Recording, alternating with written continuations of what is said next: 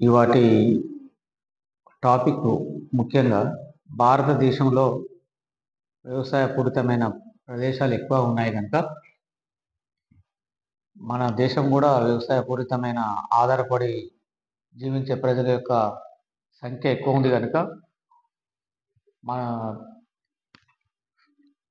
భూమిలో కలిగిన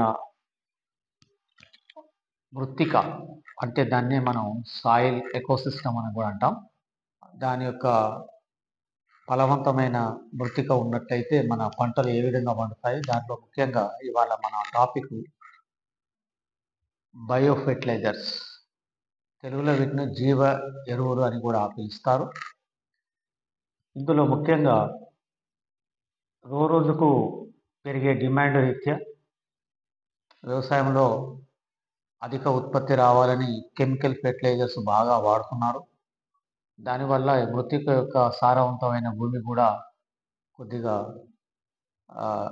అన్ఫెర్టిలైజ్ అంటే భూమి సారవంతమైన భూమి నిస్సారవంతంగా మారుతుంది కనుక దానిలో ఉండే కెమికల్ సబ్స్టెన్సెస్ కూడా భూమిలో తోడ్పడే ఎకాలజీ పరంగా సూక్ష్మజీవులు తోడ్పడే సంఖ్య కూడా క్రమక్రమంగా తగ్గుతుంది కెమికల్ ఫెర్టిలైజర్స్ వల్ల. దాన్ని ఓవర్కమ్ ఏ విధంగా చేయాలనే దాంట్లో మనము జీవ ఎరువుల యొక్క ఆవశ్యకత మన దేశానికి సంబంధించినంత వరకు చాలా ముఖ్యమైన పాత్ర వహిస్తుంది. వీటిని ఇంగ్లీష్లో బయో ఫెర్టిలైజర్స్ అంటారు. బయో ఫెర్టిలైజర్స్ అనగానే మనకు అనేక రకాలైన సూక్ష్మజీవులు వాటి యొక్క ఇంపార్టెన్స్ అవి చూపుతాయి. ముఖ్యంగా ఈ బ్యాక్టీరియాలు, సైనోబ్యాక్టీరియాలు. బ్యాక్టీరియాలో నైట్రోజన్ ఫిక్సేషన్ చేసే కెపాసిటీ ఉంది. దాన్నే నత్రజని స్థాపితం అని కూడా అంటారు తెలుగులో. బ్యాక్టీరియా పరంగా చూసినప్పుడు అనేకమైన బ్యాక్టీరియాలు రెండు రకాలుగా ఉంటాయి. సైనోబ్యాక్టీరియాలు కూడా రెండు రకాలు ఉంటాయి. ఒకటో వాటికి అవే ఇండివిజువల్గా పెరిగేవి ఉంటాయి. కొన్ని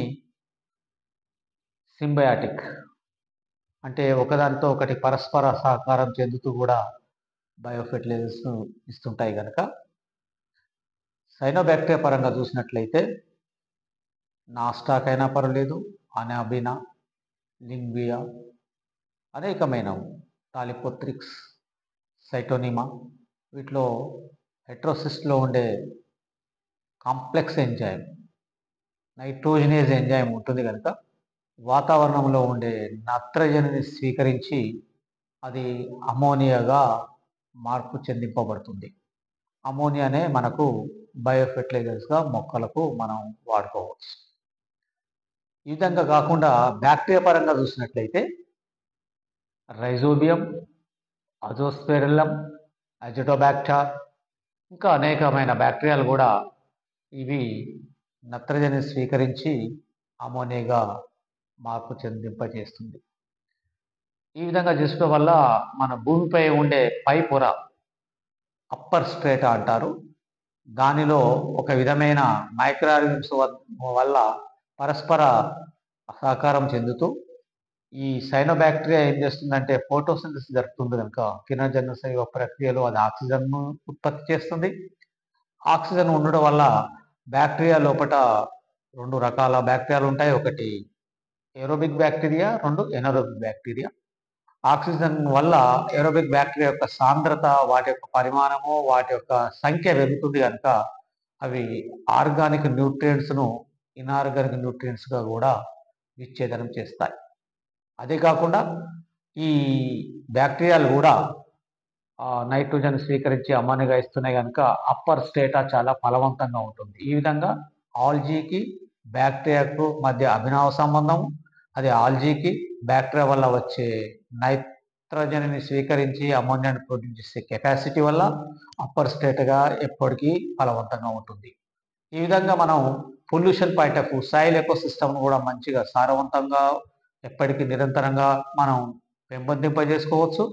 కెమికల్ ఫెర్టిలైజర్ వల్ల వచ్చే నష్ట నివారణ కూడా మనం భూమిని కాపాడుకోవచ్చు. అయితే ఈ నత్రజని స్వీకరించే బ్యాక్టీరియాలు నీలి ఆకుపచ్చ శైవలాలే కాకుండా భాస్వరాన్ని కరిగించే లక్షణం కలిగిన ఫంజి కూడా మనకు వేరు వ్యవస్థలో ఉంటాయి. వాటినే మనం వ్యామ్ ఫంజీ అంటారు. అవి ఈ సమీకరణ బయోఫెర్టిలైజ్ చేస్తూ మన భూమిలో ఉండే మన భాస్వరాన్ని కూడా కరిగించే లక్షణాన్ని అందింపజేస్తూ మొక్కలకు కావలసిన పెరుగుదలలో కూడా అవి చాలా తోడ్పడుతున్నాయి. ఇంకో విధంగా చూస్తే కాంపోస్ట్ బయోఫెర్టిలైజర్స్ కూడా మనం ముఖ్యంగా మనం గమనించవచ్చు. అవి వానపాముల వల్ల కూడా మనకు ఈ బయోఫెర్టిలైజర్స్ వస్తాయి.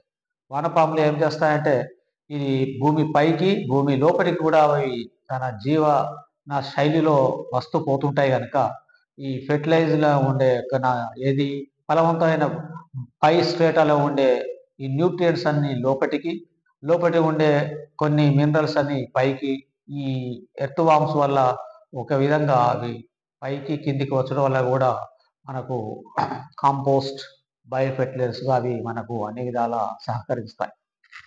ఇంకా పరంగా చూస్తే ద్రవ బయోఫెర్టిలైజర్స్ కూడా ఉంటాయి. ద్రవ ఫెర్టిలైజర్స్ ముఖ్యంగా మైక్రో న్యూట్రియంట్స్, మాక్రో న్యూట్రియంట్స్ మరియు అదేవిధంగా నత్రజనిని కూడా అవి అందించేస్తూ మొక్కలకు ఒక సారవంతమైన వాతావరణాన్ని ఇస్తూ వాటి యొక్క పెరుగుదల లోపల కూడా అవి తోడ్పడుతుంటాయి. ఇంకొకటి ఈ విధంగా చూసినప్పుడు మెయిన్గా మనం సాయిల్ స్ట్రేటా కాకుండా నత్రజనిని అమ్మోనియా నుండే కాకుండా చాలా వరకు లోపల జరిగే వామ్ ఫంజై వీటిని ఏమంటారంటే ఆర్బస్కులార్ మైకోరైజల్ ఫంజై, దీన్నే మనం వ్యామ్ ఫంజై అని కూడా పిలుస్తారు. ఇవి మొక్కలకు సంబంధించిన వేరు వ్యవస్థలో అవి అవినావ సంబంధం కలిగి ఉండి భాస్వరాన్ని అందిస్తూ తర్వాత ఒకటితో ఒకటి సహజీవనం కూడా చెంది మనకు మొక్కలకు ముఖ్యంగా పెరుగుదల ఫలవంతమైన పెరుగుదల అవి ఇవ్వడం జరుగుతుంది. ఈ విధంగా ఇన్ని రకాల పద్ధతులు, ఒకటి నైట్రోజన్ ఫిక్సేషను, 2 భాస్వరం కరిగించే లక్షణాలు, 3 కాంపోస్ట్ ఫెర్టిలైజర్స్, 4 ద్రవ ఫెర్టిలైజర్స్, 5 వ్యామ్ ఫంజీ యొక్క పెరుగుదల కూడా మనం డిస్కస్ చేసినప్పుడు ఇవన్నీ కూడా మనకు భూమిలో సారవంతమైన మృత్తికను ఇచ్చుడే కాకుండా మొక్క మంచిగా అభివృద్ధి చెంది ఫలవంతమైన రిజల్ట్స్ ఇవ్వడం జరుగుతుంది. కనుక అప్పర్ స్టేట్లో ఉండే ఈ అనేకమైన ఈ సూక్ష్మ జీవులు మంచిగా హెల్దీగా ఉండుడే కాకుండా భూమిని కూడా సారవంతమైన పరిస్థితిని పెంపొందింపజేస్తాయి.